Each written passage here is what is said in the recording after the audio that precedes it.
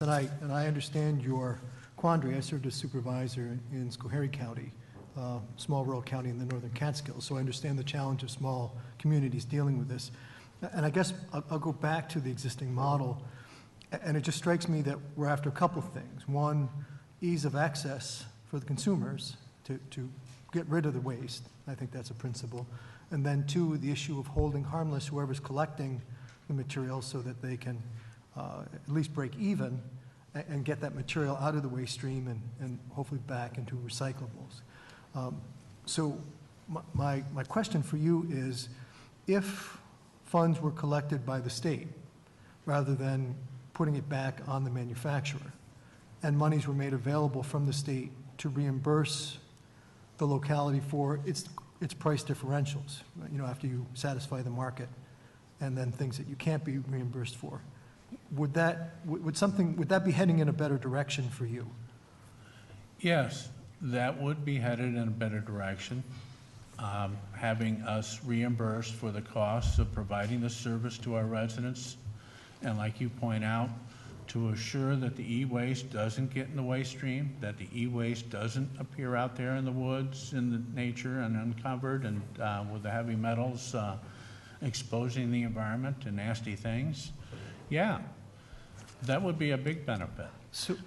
And if you bear with me, so in your opinion, if we leave it to the private sector, it seems the private sector model is failing, and I don't see any individual manufacturer setting up a base of operations in Warren County or Schoharie County or elsewhere to collect these materials. No individual company is going to set up a presence and say, come in and give me Sanyo or give me RCA or give me whatever. They're just going to say, mail it in, and everything falls down from there.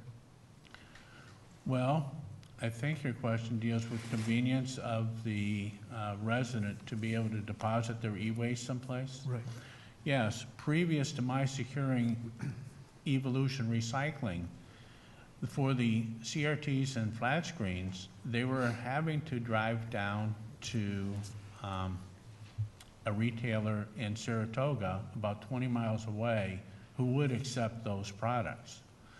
But I didn't hear anybody driving 20 miles away to deposit those.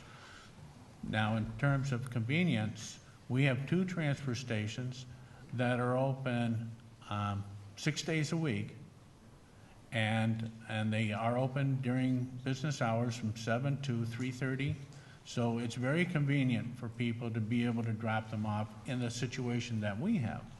But again, town of Queensbury is only one of 13 municipalities in Warren County.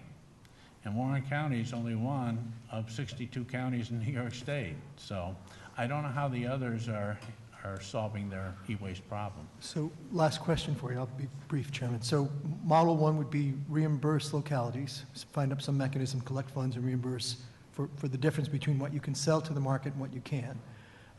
Second model, I'll throw this at you, would be what's your take on simply providing investment or subsidization of a startup company whose job it would be to receive these e-wastes and then work within the market?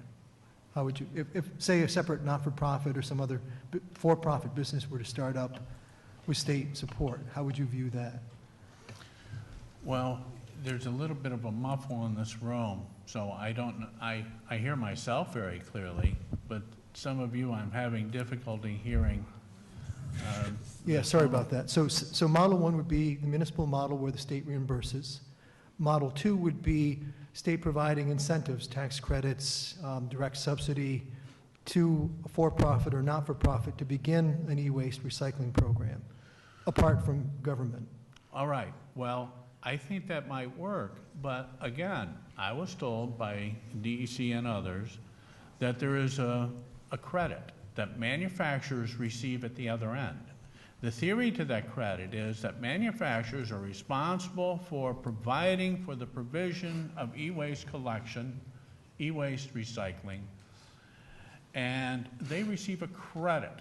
Now, I'm not sure in what form that credit takes, but they receive a credit. Now, in theory, there is supposed to be no charge along that credit line along that stream, the e-waste deposit stream, there's not supposed to be any charges if that manufacturer is receiving a credit.